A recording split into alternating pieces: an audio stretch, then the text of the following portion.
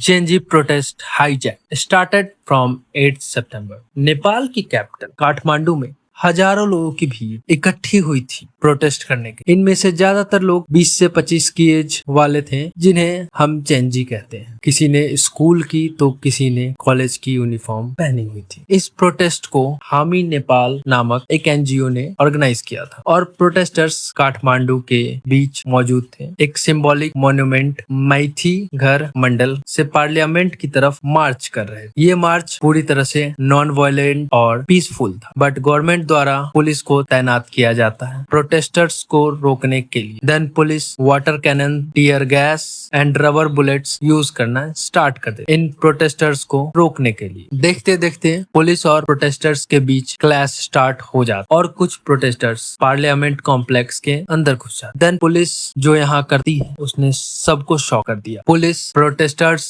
पे real bullets से fire करना स्टार्ट कर देती, जिसमें 19 प्रोटेस्टर्स मारे जाते हैं और 400 से भी ज्यादा इंजर्ड हो जाते हैं और मरने वालों में एक 12 साल का बच्चा भी था। इस इंसिडेंट ने पूरे नेपाल को हिला दिया और भी लोग प्रोटेस्ट करने के लिए सड़कों पे उतरने लगे। लोगों का गुस्सा बढ़ता जा रहा था। गवर्नमेंट कंट्रोल करने के लिए कर्फ्यू लगाने का ट्राई करती है, बट उससे कुछ भी फायदा नहीं होता और प्रोटेस्ट और भी ज्यादा बढ़ता चला जाता। काठमांडू के अलावा पोखरा, बिरतनगर, भरतपुर, दमक जैसे शहरों में भी प्रोटेस्ट स्टार्ट हो जाते हैं। ये प्रोटेस्ट इतना वायलेंट हो जाता है कि नेपाल के PM KP Sharma Oli suddenly resign कर देते हैं। उनके घर को जला दिया जाता है, पार्लियामेंट को जला दिया जाता है। देन एक्स पीएम के घर को आग लगा दिया जाता है। उसमें एक्स पीएम की वाइफ की दुखद मृत्यु हो जाती है। फाइनेंस मिनिस्टर को सड़कों पे जूतों से दौड़ा दौड़ा कर पीटा जाता है। रीजन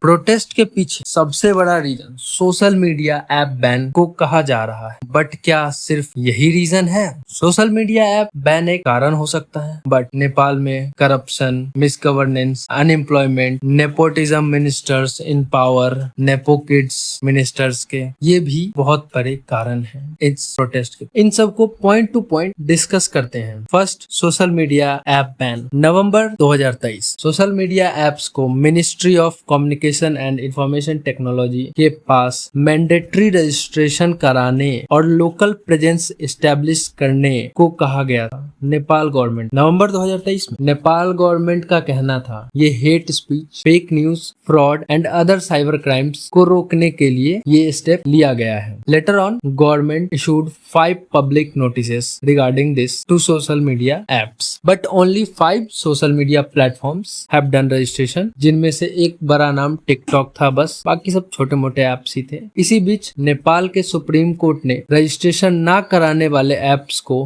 बैन करने के लिए ऑर्डर पास कर दिया था। फिर इसी साल 28 अगस्त को गवर्नमेंट कहती है इन एप्स को 3 सितंबर तक रजिस्टर कराने, नहीं तो बैन कर दिया जाएगा। But most of the social media companies ने रजिस्टर नहीं किया और इसी वजह से 26 एप्स बैन कर दिया गया एक्सेप्ट टिकटॉक, क्योंकि टिकटॉक ने रजिस्टर किया था।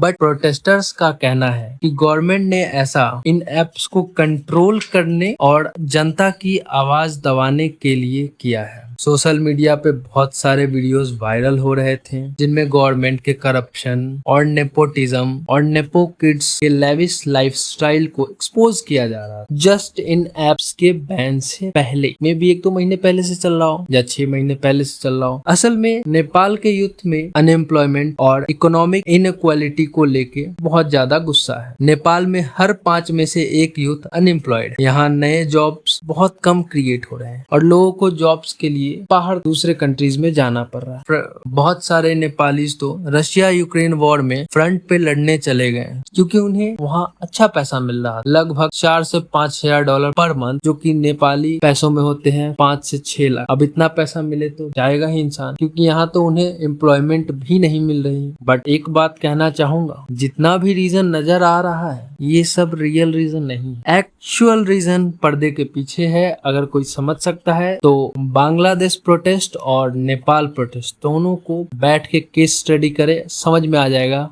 what is the real reason behind this। अगर आपको जानना है तो हमारे साथ जुड़े रहिए, हमारा चैनल सब्सक्राइब कीजिए। हम आपके लिए पूरा केस स्टडी लेके आएंगे, दोनों ही प्रोटेस्ट। हमारे चैनल को लाइक, शेयर एंड सब्सक्राइब जरूर करें।